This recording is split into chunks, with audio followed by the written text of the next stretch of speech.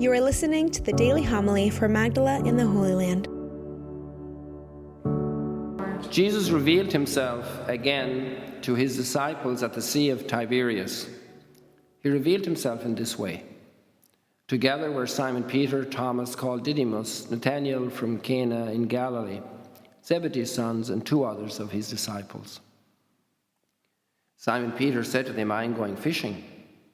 They said to him, "We also will come with you." So they went out and got into the boat, but that night they caught nothing. When it was already dawn, Jesus was standing on the shore, but the disciples did not realize that it was Jesus. Jesus said to them, "Children, have you caught anything to eat?"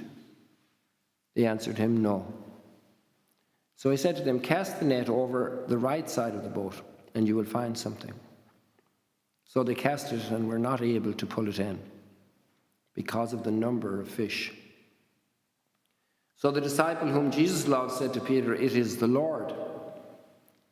When Simon Peter heard that it was the Lord, he tucked in his garment, for he was lightly clad, and jumped into the sea. The other disciples came in the boat, for they were not far from shore, not only about 100 yards, dragging the net with the fish. When they had climbed out on shore, they saw a charcoal fire with fish on it and bread. Jesus said to them, "Bring some of the fish you just caught." So Simon Peter went over and dragged the net ashore, full of 153 large fish. Even though there were so many, the net was not torn. Jesus said to them, "Come, have breakfast." And none of the disciples dared to ask him, "Who are you?" because they realized it was the Lord. Jesus came over and took the bread and gave it to them, and in like manner the fish. This was now the 3rd time Jesus was revealed to his disciples after being raised from the dead. The Gospel of the Lord. Praise to you, Lord Jesus Christ.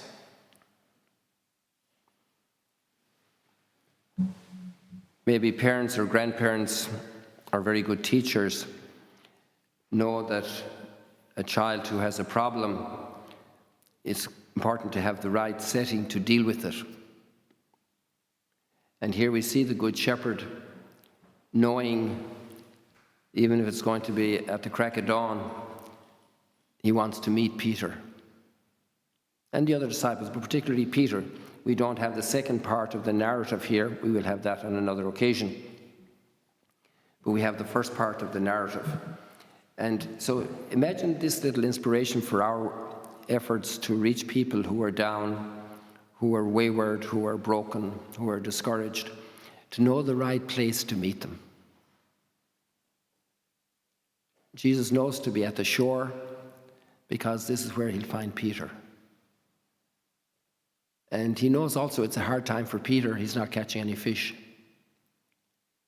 And he's going to meet him in that need, in that moment of discouragement and embarrassment. It's very hard to ask a child, how did the game go? And they don't want to talk because they lost the game and it was their fault. So Jesus knows how to be there at the right time, in the right moment, and at the right way. Another little surprise is there's already fish cooking. She's already preparing the meal. How important a little bit of hospitality is to rebuild relationships. And there's we have one confrere, especially a couple of confreres in the community that are very good doing that, knowing how to prepare a nice meal to encourage, to have an opportunity together, to enjoy something together, and this allows a lot of good to happen. It's very important.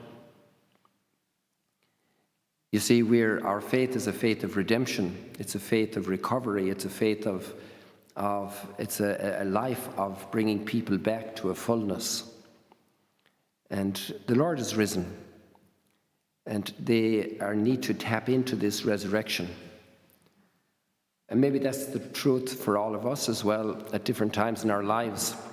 The Lord is risen, but we need to tap into that. We need to let that strength, that grace, that gift, that presence of the risen Lord be the dynamis, the energy, the strength, the electricity that cranks us up again, that reboots us. We need this. We're in need of this. We need renewal. And it can happen again in different times in our lives. We need this renewal because we go through different phases, meeting different challenges, and we need help. We need strength. And this is salvation. This is salvation. Another thought is how these leaders on the other side are interested in controlling, having power. They feel threatened. They feel they're losing dominion. And okay, we were created to have dominion over the universe, rule the world, and multiply and have dominion. But sometimes our dominion puts other things out of whack. And because of wanting to exercise dominion, we can make very foolish choices. And it's actually a big challenge for all of us also not to reject the cornerstone. It's not just an issue of the religious leaders at the time of Jesus. It's what's the cornerstone? And sometimes we build on other things. They're building on their power. They're building on their fear. They're building with human calculations, but they're missing the cornerstone. The key component, the one that sets all the parameters for the building. I remember my dad building little things. That was the most important step in building. I remember the pump house when I was 15 or 16 years old. My dad let me build it. And I already had watched him do many things. And the first thing was to set the cornerstone, because that was going to set the 3 dimensions. The angle where the building was, it was going to be a straight line. It was going to be in that particular position, and then the vertical as well.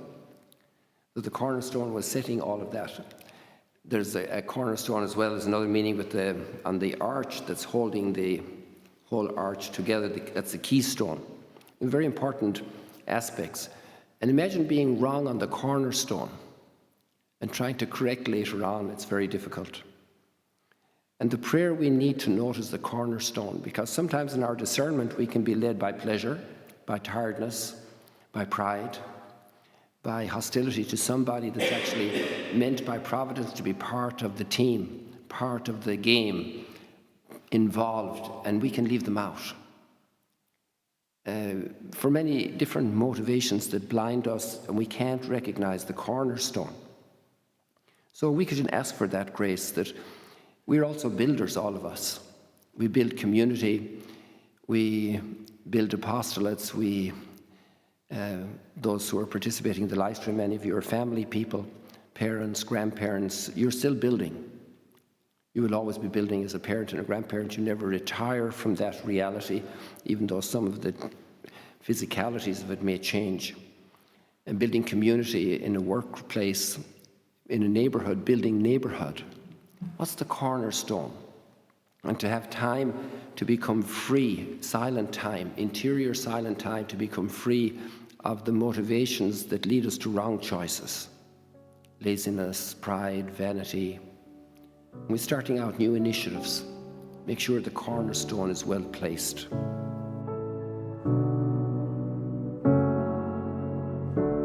Thank you for joining us today. If you want to learn more about Magdala, follow us on YouTube and on Facebook.